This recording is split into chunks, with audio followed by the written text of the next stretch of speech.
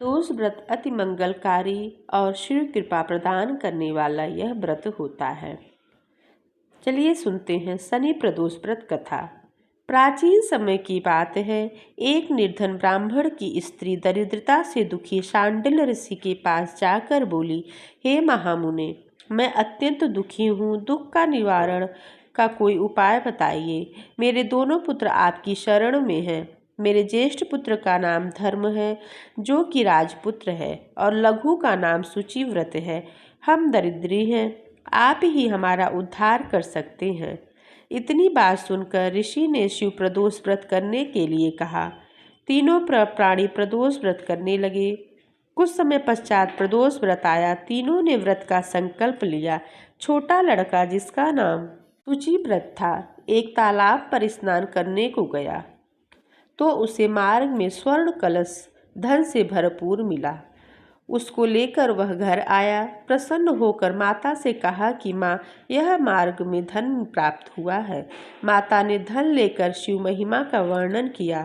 राजपुत्र को अपने पास बुलाकर बोली, देखो पुत्र, यह धन हमें शिव जी की कृपा से प्राप्त हुआ है, अतः प्रसाद के रूप में दोनों पुत्र आधा आधा बांट लो।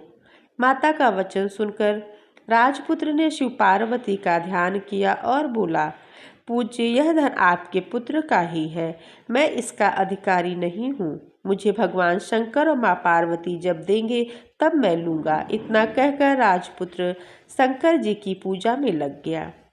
एक दिन दोनों भाइयों को प्रदेश भ्रमण का विचार हुआ। वहाँ अनेक गंधर्व कन्याओं को क्रीड़ा करते हुए देखा।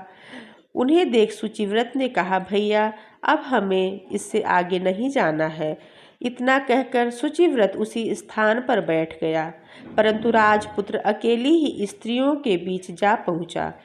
वहां एक स्त्री अति सुंदरी राजकुमार को देखकर मोहित हो गई और राजपुत्र के पास जाकर पहुंचकर कहने लगी कि हे सखियों, इस वन के समीप ही जो दूसरा वन है, तुम वहां जाकर देखो, भांति भांति के पुष्प खिले हैं। वहां सुहावना समय है, उसकी शोभा देखकर आओ। मैं यहीं बैठती हूँ, मेरे पैर में बहुत पीड़ा है। यह सुन सब सखी दूसरे वन में चली गईं। वह सुंदर राजकुमार की ओर देखती रही। इधर राजकुमार भी कामुक दृष्टि से निहारने लगा। युवती बोली, आप कहाँ रहते हैं? वाहन में कैसे पधारे हैं? किस राजा के पुत्र हैं? क्या नाम है? राजकुमार बोला, मैं विधर्म नरेश का पुत्र हूँ, आप अपना परिचय दें। युवती बोली, मैं विद्रविक नाम गंधर्व की पुत्री हूँ, मेरा नाम अंशुमती है। मैंने आपकी मन स्थिति को जान लिया है कि आप मुझ पर मोहित हैं। विधाता ने हमारा तुम्हारा संयोग मिलाया है। युवती ने मोतियों का हार राजकुमार के गले में डाल दिया।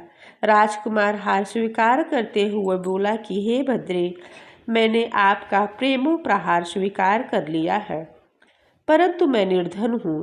राजकुमार के इन वचनों को सुनकर गंधर्व कन्या बोली कि मैं जैसा कह चुकी हूँ वैसा ही करूँगी, अब आप अपने घर जाएं। इतना कहकर गंधर्व कन्या सखियों से जा मिली।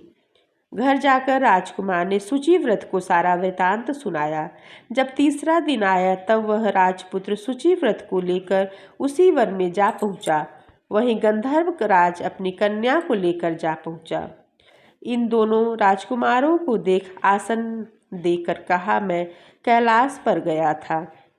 वहाँ शंकर जी ने मुझसे कहा है कि धर्मगुप्त नाम का राजपुत्र है, जो इस समय राज्यविहीन निर्धन है, मेरा परम भक्त है। हे गंधर्वराज, तुम उसकी सहायता करो।